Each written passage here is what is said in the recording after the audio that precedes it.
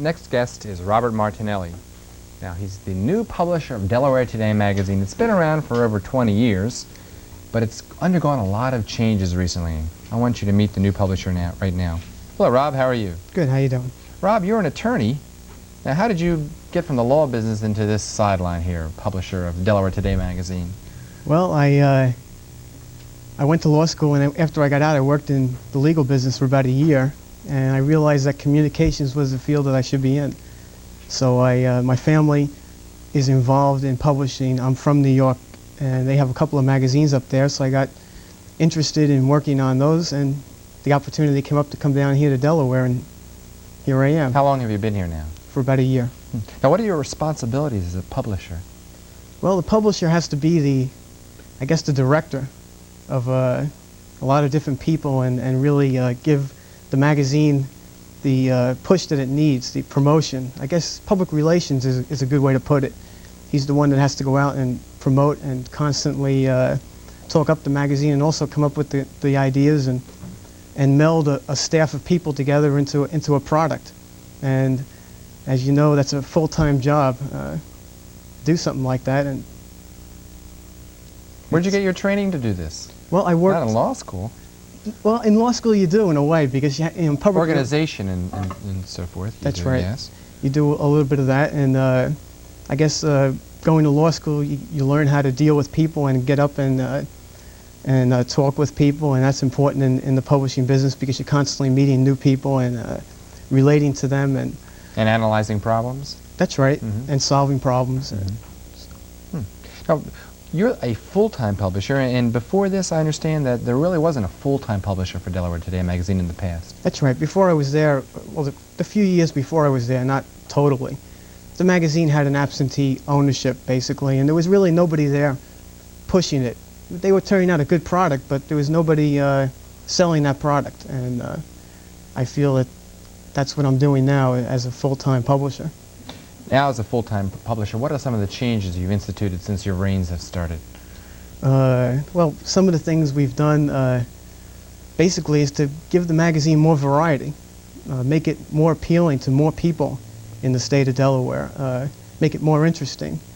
And we have arts and leisure columns, we have sports columns, we touch on real estate, travel, and we do a lot of features on local people. And I guess that's important also, is that we try to make everything in the magazine local, try to make it Delawarean and interesting to the people that live here. So do you think you've addressed those critics who in the past said the Delaware Today magazine was only for the upper echelons? I think so. I think that basically the magazine now has a readership that is more broad-based, whereas we still do have the upper echelons reading the magazine. A lot of other people are noticing the magazine now and starting to read it and like it. We've gotten a lot of favorable responses in the last few months on what we've been doing. Well, I noticed in looking at your January publication here that it seems to have more color photos. Also seems a little thicker than it used to be. Well, in trying to give the people here a good product and something that has a lot more variety, we've increased the number of pages, and also in terms of color photos, it's just more exciting to have and more interesting when you can see something in color than black and white. Speaking of color, I understand you're providing Focus Delaware with a scoop tonight, some of the photographs from the February issue. That's right. We brought some things along, and the viewers here can get a look at what we're doing for February. Well, let's take a sneak preview of that now. And what do we have here? This is a photo essay we're doing. One of the things we have in the magazine every month is a photo essay, and this particular one is on a ballet studio in Newark. What's the name of it? It's called the Newark Ballet Studio, believe it or not. Okay. There are a few of them around in Delaware. This right here is actually something that's not going to be in February. This is something we did back in November, and maybe you can recognize it, maybe not. It's the Madonna being constructed in Charles Park's studio. We had Charles Parks on our show, and of course I remember that. Right. He probably brought the same photo along, I don't know. But this is a picture of them taking the photo out of Parks' studio in Rockford Park and bringing it over to Rodney Square. Oh, what are these two young ladies involved with? We're doing a very interesting story in February on a group of people that I don't think too many Delawareans know exist here, and that's the Amish community, and they're located outside of Dover. That's right, outside of Dover. And right now is on the A.I. DuPont Institute. But this looks like a montage of food. Well, February is our dining guide issue. Oh, okay. And we have a best and the worst, and this is a best submarine from Casapoulas in Delaware.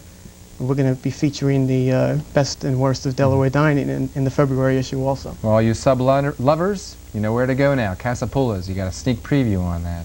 You know, the question of the Delaware Today magazine, it seems as if the publication is really reaching out to the people.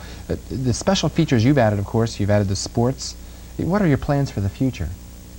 Well, some of the plans for the future that we have are basically to continue what we've been doing, but also to, I think one of the things we'd like to do is to make the magazine more appealing to females. That's also one of the criticisms that we've had in the magazine. I think we're going to be doing some real exciting things in the coming months. We plan a fashion show and a couple of other things to really make the magazine more appealing to women, as well as, you know, keeping our male audience. Well, now, what about In and Around Wilmington, a new publication which we've featured on the show before? Do you view that as competition? Yes, it's competition, but we just have to keep doing the best that we can, and anybody else can come in here and, you know, start a magazine, and we're not really too worried about it. We're just going to keep doing what we think is good, and I don't think we'll have any problem with competition. And do you expect to expand your personnel in order to do better coverage? Is that a possibility?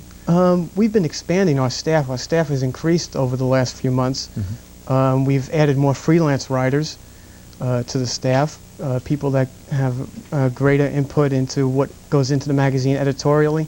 And promotion-wise, our circulation is increasing, especially on the newsstands, which is an indication that more and more people are enjoying the magazine. Can people submit stories, by the way? Yes, anybody can submit a story, and do they get paid for the stories they submit? Of course. Oh, okay. Everything in a little side income. Okay.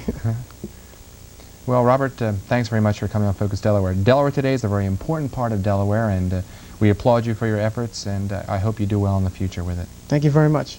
Robert, right now we're going to go to some short messages, but before we go, I got to tell you, the winner of the giveaway is Mr. Gregory Beach of Deepwood Drive in Wilmington. Congratulations. We'll send that gift certificate out to you. And now watch this. We'll be back shortly.